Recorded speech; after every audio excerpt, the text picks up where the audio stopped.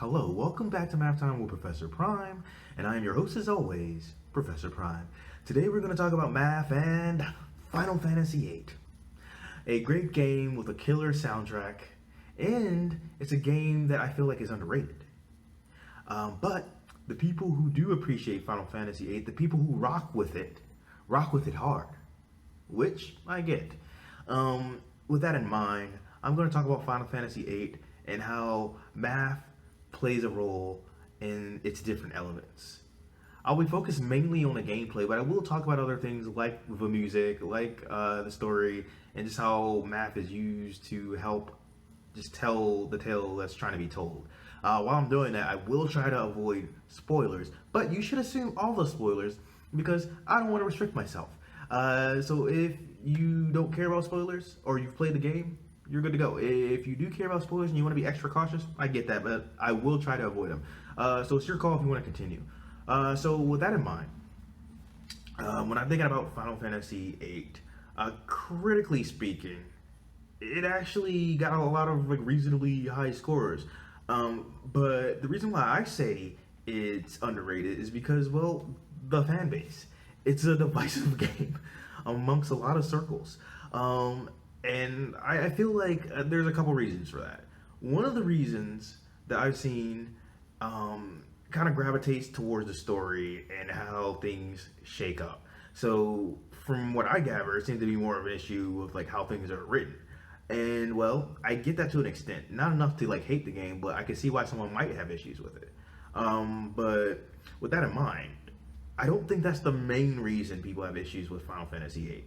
I feel like a lot of people have an issue with the leveling, an issue with the junction system, and I intend to talk about both. And I say that because I feel like for some people it could be jarring and they might not like it personally, but for some other people it may be an issue of understanding it because it's not the most clear thing in the world. And so what I want to do here is I want to talk about it. I want to talk about the way leveling works and the way the junction system works, because they are related, and I'll be talking about many other things as we go forward. So let's get into it proper. With that in mind, again, spoilers ahead. Assume all the spoilers if you want to be extra safe. Let's go. So to start out, one of the things with the leveling is it works a little differently than traditional Final Fantasy games up until that point, and really since in a lot of ways. So, and it's a bit different than traditional RPGs, notably JRPGs.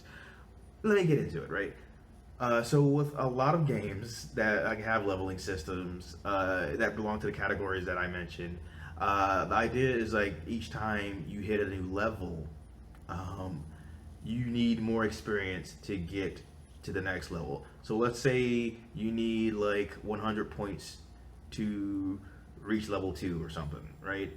Then you might need 300 to get to level 3, right? And then for level 4 you might need 700, and so on and so forth. It varies game to game, character to character in that game, but the point is the level of experience you need is consistently going up with each level. It's different in Final Fantasy VIII. And also, while we're here, I mean, that's some math right there, right? And that's a big quarter game, right? So with that in mind, each level is gained by getting a fixed level of experience points. All you need is 1,000 experience points to go up a level. But here's the catch. When you grow and you reach these new levels, the amount of experience you get from an opponent changes. So if you're doing better and better and better, let's say, it might still be more difficult to get more experience, but you can play different games within the game overall to remedy that. Basically you could be strategic, right? But I think it's just worth noting. So there is a fixed level of experience that you need to get to the next level, and you can get up to level 100. And here's the other thing that gets a lot of people. So for some people, they did their thing, they grinded and they grinded and they grinded, and the game wasn't easier. Here's why. In some other games, some including Final Fantasy, a lot of Final Fantasy games, the idea is like you'll accrue experience points, right? You'll gain your levels, and you'll increase your stats, and we'll get into the stats a little bit more later, right? So it is you're doing that. You're gonna fight like different opponents, and most of those opponents have fixed levels. So you can, like, let's say get to a point where like maybe you're in an area and maybe you're like 20 levels ahead because of the set level that the enemies in the area have, right? So you can go in kind of over leveled, so to speak, or if you prefer, super prepped. I like that better. But here's the thing about 8 that gets a lot of people. It doesn't work that way. So yes, you can gain more levels, and yes, your stats will increase, but your enemies' levels, they scale to you in a sense. Here's how. So here's the big thing. It's based off of your active party members. So you're controlling 3 party members at a time in battle, and whether they're KO'd or not, it's taking the average of those levels, and it's doing some quick behind the scenes things to give the enemy levels. It is not as much as you think. So basically, it's like a base level for your enemy will be generated at any given point, based on the average level of your party members that are active. And by active, I mean that you're playing them in battle, again, whether they're KO'd or not. Then it's taking that base level and it's calculating the level difference between, or what the level difference is going to be between your party and that enemy or the enemies, and then it's giving you the enemy level by taking that base level and adding or subtracting that level difference, if I recall that correctly. But the more simple way to just say it is like the average level of your party is very crucial in determining the enemy's level. Now, that means it's not fixed. So you could be actually doing some harm to your strategies depending on how you play things. But here's the thing. Here's the really cool thing. So with that in mind, you don't just have the a level system of the game. You have the junction system. And for the record, some people think it's like you shouldn't even level up at all. I disagree.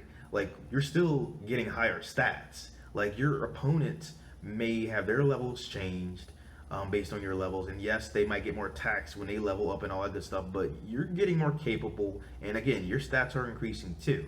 But it's not just about the levels that you're accruing, it's about the junction system. And I think that's another thing that has thrown a lot of people off. But here's the gist of it.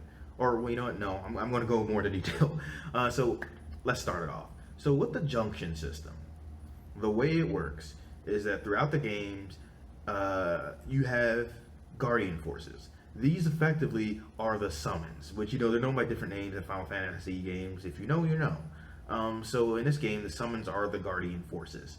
And with the guardian forces, you equip them to your characters so that you can do more than just attack with your main weapon, right? It allows you to draw magic, it allows you to use magic, it allows you to use items, and as you power up your guardian forces, because they have levels themselves as well as HP, you'll find that you can get new abilities. And that's pretty cool. And so not only are you getting new abilities as you level them up as they gain AP, and just for the record, if you're following along, you can see the math, right? It's built in. So anyway, as you're powering up yourself, if you're powering up your guardian forces, one thing that you can do to boost yourself further is you're taking advantage of those guardian forces is you can junction different magics or different spells, different magic, different spells to different stats. And while you can do this in a general sense, If you get spells that are similar to the stats they're supposed to be boosting, then it's going to make a huge difference.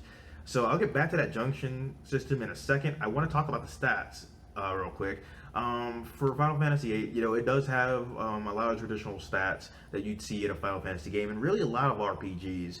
It has things like your health, your speed, luck, hit rate, things like that, attack, defense, or like stats that affect your attack and defense. Things like strength, things like magic, and you have things like vitality and spirit, and all of that good stuff, and all affect the amount of damage that you can dish out and the amount of damage that you can take. And there's math and all of that, right? That's how you're able to function in this game, and I hope at this point of the video you're seeing that.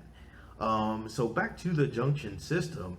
One of the cool things in Final Fantasy VIII is that they do away with MP, and the idea is that you can draw magic, right? You can draw spells. And here's the thing about that. You can draw them from enemies, you can draw them from draw points, whatever the case may be. And here's the thing about that. Once you're drawing those, again, like you can junction them to your guardian forces so you can boost your stats. Or, you're junctioning things to yourself and your guardian force so you can boost stats.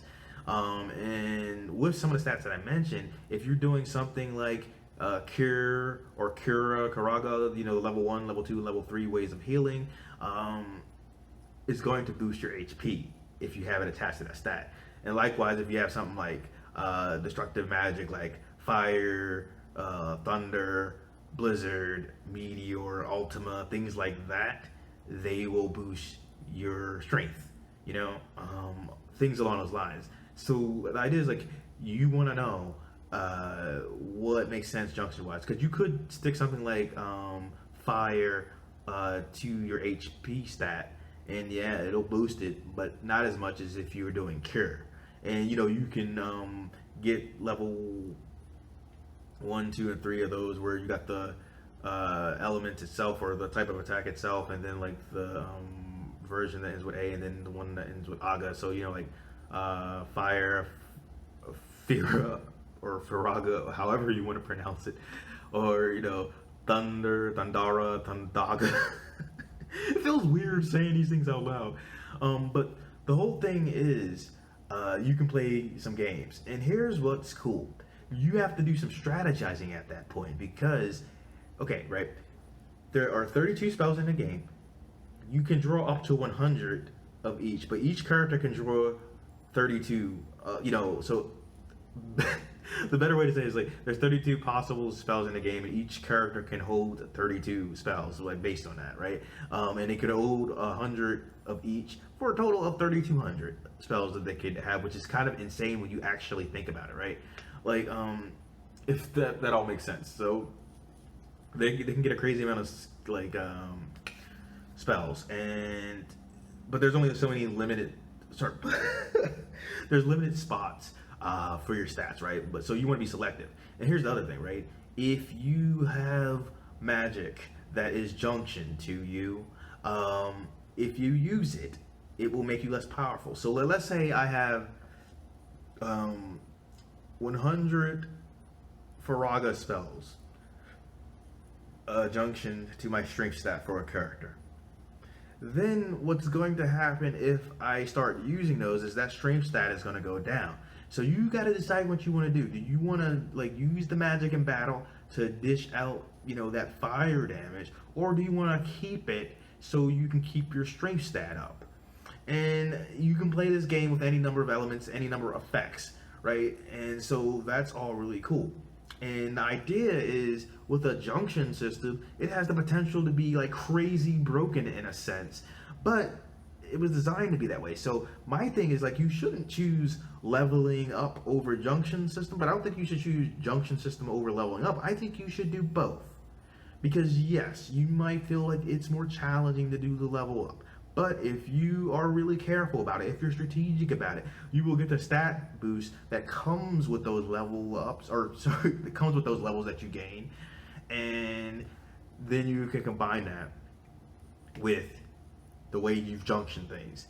So if you have taken the pains to level up to level 100 and you have like the best magic junkins to your characters that you feel comfortable in not needing to use, then you're just gonna like decimate things, even with that whole idea that hey, things are going to be leveled, or rather, things are going to be scaled up with you enemy wise. So it's just like hey, let's say you have 3 level 100 people. Yeah, your average level is gonna be 100, so your enemies are going to be tough, but you have all the stat boost that comes with junctioning, and that's really cool. And so with all that in mind, I mentioned some elements. So you have elemental attacks throughout the game, and you have enemies that are going to be weak to those elements, enemies that are going to be resistant to those elements, and there's math and all that and how they interplay, right? Because you're going to be dishing out more damage or less damage depending on the enemy type. And there's also some neutral damage to consider. There's also status ailments to consider, right? Ones that might, be like poison and take away your house. One that might be like confusion, where you're doing more damage to yourself or your parties. Either way, damage is involved, math is involved, and it's interesting. But it's not just debuffs and status elements in the game, right? Those aren't the type of those aren't the only kind of like status effects that are in the game. There's positive status effects. Number one being aura. And here's the thing, right? Aura ends up being useful because of the limit break. The limit break, is known by many names throughout Final Fantasy, like one being desperation attacks, things like that. And it's been a part of Final Fantasy since 6, if I recall correctly. And I like calling them limit breaks because I played 7 and 8. They were my first Final Fantasy games, so I'm used to that. Plus, I think it sounds really cool. But I mentioned limit breaks because there's math in that. The idea is like in this game it's a little different. So in the previous games, like 7 for instance, like because they haven't been around too long at that point, but the way that, like it worked in 7 was that damage would be done to you whether you're healing or not. You're accruing more points for your limit gauge. In 8 it works a little differently. It's like once you get to 25%, so you're in that low health category, you start to have a chance of filling that limit gauge and being able to use it. Or sorry, just when you get to that low oh god, I've been talking for a while now, so let me gather my thoughts. So when you get to that low health status, when you get to 25%, your odds of getting to use the limit break increases. There's a hidden stat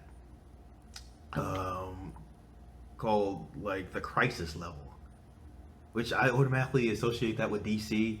I don't know if that's a good thing or a bad thing, but if you are a fan of DC, you know why. But so there's a hidden stat called a crisis level, and it is affected by a couple different factors, or a few different factors. One of those being your low health, and then once you're past that 25% mark, right, the odds go up for you getting that chance to use that limit. And another big factor is how many how many status ailments your party has, or that character in particular, and also like how many of your party members are KO'd. So if you play it right, you can still manipulate that hidden stat even if you can't directly see it. It's there, it affects it. And here's the thing about aura that I mentioned. It rises the crisis level substantially. Like, so if you use aura in that game, that's what's happening there. It's rising that level. And what's interesting about that is aura is one of the most useful spells because of that limit break. And if you play it right and you use that, you'll be like limit breaking all over the place. And I think, like, for me, the most useful way to use it was I would accumulate aura, which is not easy to do. Like, it's hard to get that from enemies because only certain enemies have that. So you'll definitely have to get used to the idea of spell farming for aura, which could take a while, but I think it's worth it, especially in the last stretch of the game when you're like dealing with more difficult opponents, especially like the last boss fight. So my most effective way of using it is farming for as many as I can, and attaching it to Squall, like the de facto main character out of that big cast. And I say that because if you are dealing with Skull, and you unlock, the ultimate form of his weapon, and you're using Aura. You can use Rinzokuken, his limit break, and if you have your timing down, you can dish out some serious damage, some serious critical hits, and you can do this for several strikes and different finishers. And so yeah, it's not to say that other characters aren't dishing out the damage. I feel like there's a lot of damage that can be dealt with Squall on that, and even if everything was even, I just like the way it looks. I just like that limit break because it reminds me heavily of Omni Slash, Cloud's limit break from 7. In any case, so with limit breaks, as you can see, like there's a lot of math and all that too. And so it's fascinating, and there's a lot of ways that you can play this because, like I mentioned, there's 32 different spells throughout the game, so you can junction those to your stats accordingly. If you play your cards right, you can do some crazy stuff. And with the Guardian Forces, so there's 24. 2 of them are enemy Guardian Forces, so you never get to use them in any effective way, which is unfortunate. You just battle them. But then there's 22, and of those 22, 16 are junctionable, 6 are not. And so you can play around and see what works best for you. And some of the abilities that these Guardian Forces can get are pretty useful because some things like, increase the HP, some increase the strength, some allow you to turn enemies into cards, some allow you to cast Doom. And all these have math in them. And with the cards, that's a whole other conversation. But Triple Triad is a big mini game in Final Fantasy VIII. It's been used in other Final Fantasy since, and I do not have the time to get in that, and nor do I want to. But I will leave a ton of links in the description that pertain to some of the things that I'm talking about today, including Triple Triad. So please take a look at those. There's a lot of resources, a lot of things to be talked about with 8, a lot of math. So yeah. I was thinking if there's anything else I wanted to talk about because that was a lot. That was a lot of a lot. But my whole thing is 8 can have a lot of complexity to it, right? Or does have a lot of complexity to it. And while that can drive some people away, I think if you take the time with it, it can be quite enjoyable. And I enjoy it from like a game design standpoint, but also a mathematical one. And I think when I was younger, maybe I didn't appreciate that as much. But as I've gotten older, I'm like, okay, I get it, because it's like you can have some versatility, and there's some things that you'll have to figure out. And if you play your cards right, like you'll be able to just wreck everything. And if you're wondering why I was looking like that, it's because of the triple triad thing. I just realized that that might not be super obvious, but maybe you got that. But so there's the triple triad thing, but there's also you can turn your opponents into cards. But yeah, so there's a lot of options in Final Fantasy VIII, and I didn't want to go all this long way without talking about the other elements in the game, real quick, as well as my feelings on the game. So one of the other big factors that I enjoy, besides the combat in Final Fantasy VIII, is the music. That is my ice machine. If you can hear that, that is frustrating. I forgot to turn it off. But anyway, the music is great. Like, Final Fantasy music has always been enjoyable, and with 8, I feel like that's probably my favorite soundtrack. Because I think my favorite song, it's the metal version of the Genova theme, from Advent Children. That's my favorite. But I consistently have some other favorites from Final Fantasy VIII. My top 3 are Force Your Way, Only a Plank Between One and Perdition, and The Man with a Machine Gun. So with the soundtrack, it's a crazy big soundtrack. 4 CDs, over 70 tracks, each CD having an hour's worth of content on it. It is utterly insane. So if you wanted to listen to all of Final Fantasy VIII soundtrack wise, it would take you around 4 hours, which is insane. It's utterly insane. but I enjoy the music a lot because I feel like it had bangers, it had bops, it had some pretty smooth, chill tunes, all in one big package. So it's like I feel like there's something for everyone there. Now you might have someone who doesn't like that album, and everyone's entitled to their own opinion, even if they're wrong in this case. But I enjoy the music. Um, it looked like things were freezing for a second, so I want to be careful with that. I might have to like clean up some space on my phone soon. But anyway, um, I enjoyed the music. I enjoyed the music a lot. And there's math in that music, right? There's math and how many songs there is, how long those songs are, how things stretch out. There's math in how the music is composed, how long the notes are held, how many instruments are involved, how there's math in how like someone is timing those notes, right? So how do they play them? How do they interpret them? There's math in how the music makes you feel. Some of the tracks have vocals in them. There's math in that too, because if you're someone who is singing, right, you gotta worry about the volume. You have to worry about your breathing. You have to worry about just your range and not blowing your throat out. And there's math in all of that, right? And singing things up and editing. There's just so much math in music, so much math in that soundtrack. And I think it's beautifully done. There's a lot of intricacies that go into that track. There's just so sonically, it's appealing to me. The way it's constructed is appealing to me because, like, just from a musicianship angle, it's freaking insane. Like the instrumentation is just like there's so many things that it seems like it shouldn't work, but it's all calculated. It's all done really well. And I realized that things might be splitting up soon on my cell phone, so I might have to edit some things together. But I'm gonna keep on talking because I'm not done talking about this. This is going on longer than I thought it would, but I'm okay with that. If you've been sticking around this whole time, thank you for that. I hope you stick around to finish it off. So okay, so I was talking about the music, which I feel like I could talk about longer. Because the top three that I mentioned are great, but then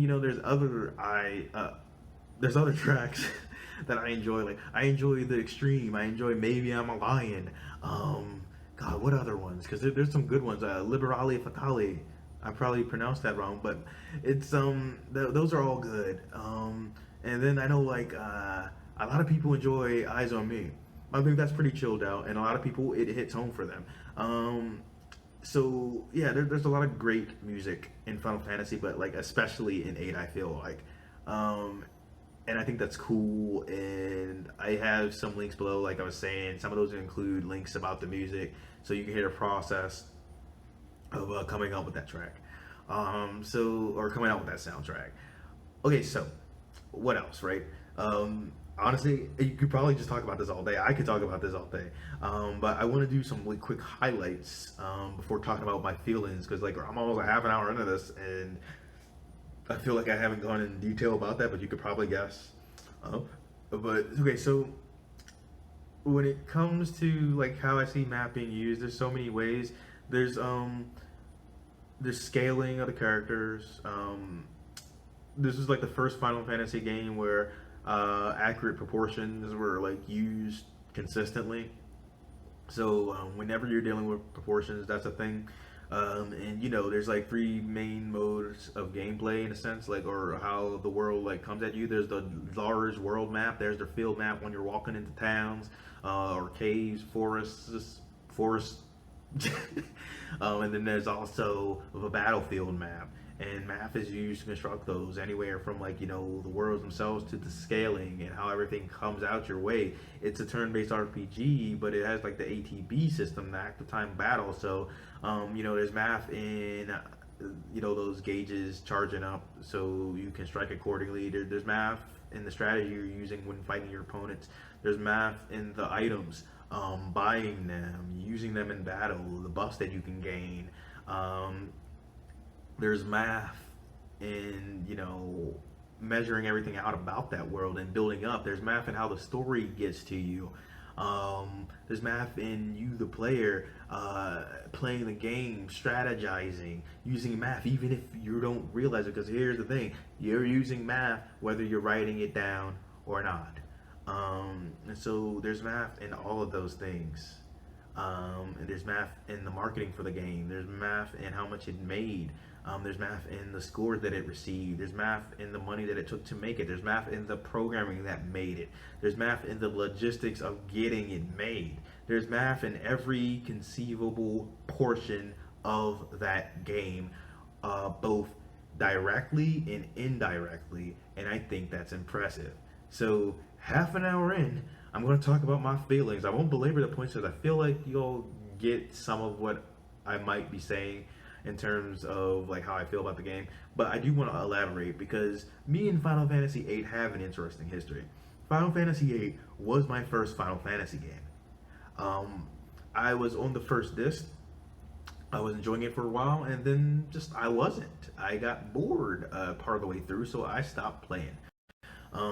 Which, if that had been the end of the story, that would have been a shame because, again, it's a great game.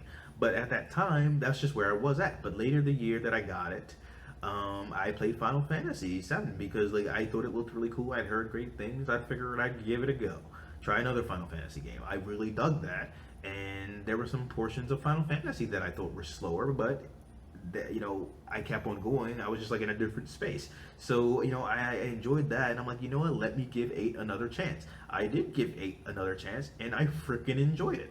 And then, I've played it since. And not only did I continue to enjoy it, I got more strategic because in the past, yeah, I was able to play the game. I was able to, get to the end. I was able to do all those things, but I had a much more difficult time than like later playthroughs.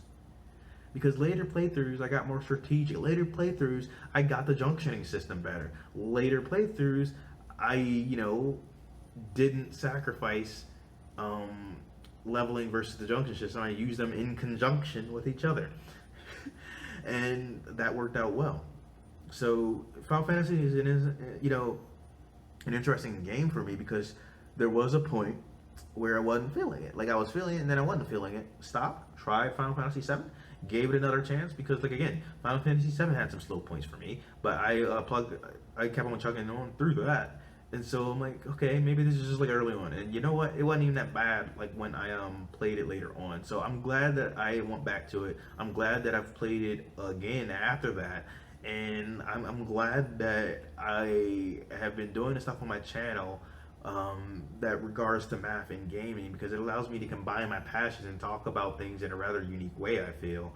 And with Final Fantasy VIII, it's just insane to me because, see, like, there's a lot of math in gaming, there's a lot of math in RPGs, there's a lot of math in JRPGs in particular, there's a lot of math in Final Fantasy games in particular, and with 8, it's just like it's so bonkers and over the like it feels like it's all over the place, but it's so calculated, right? Like there's so much math going on behind the scenes and on the surface, and if you're doing your math right, whether you're conscious of it or not, whether you're writing it down or not, if you're handling things right, that game is going to be a lot breezier for you than you may think, and that's saying something. So I feel like with Final Fantasy VIII, it is a great game. That is a bit underrated because like so much work clearly went into, or maybe not clearly depending on who you're talking to, but a lot of work went into developing the junctioning system. A lot of work went into trying something different. And honestly, if you get into the game and you take the time with it, you'll find that there's a lot of versatility, a lot of options, and I think that's cool. And again, the music, all right, the music, bangers, bops, smooth chill tunes. Don't forget it. Oh, I think things are freezing up again. So yeah, I'm definitely like running out of space with my phone. So I gotta clear up because I've been making a lot of videos. So it fills up those gigs quick. But yeah, so I do like Final Fantasy VIII a lot, and I am glad that I tried it again after not feeling it for a little bit. Because that makes a big difference. Because like sometimes it's like that with the media we enjoy. We might not be feeling something at some point in our life, and even like within a year, we might be feeling differently. And there are some other things that we just might not feel. But it's like, what risk do we want to take, right? I felt like Final Fantasy VIII was worth the risk because in the beginning I was feeling it, and so I'm glad that I played it. Like I said, and yeah, it's a great game. And I hope if you didn't necessarily agree with it being a great game, that after this maybe you think differently. Either way, I'd be curious to like have you share your opinion. I'd be glad to hear it one way or another. Whether you liked it or not, though, we can all be civil. So keep that in mind if you're gonna comment on it. So yeah, I'll see you in the next video. Professor Prime out.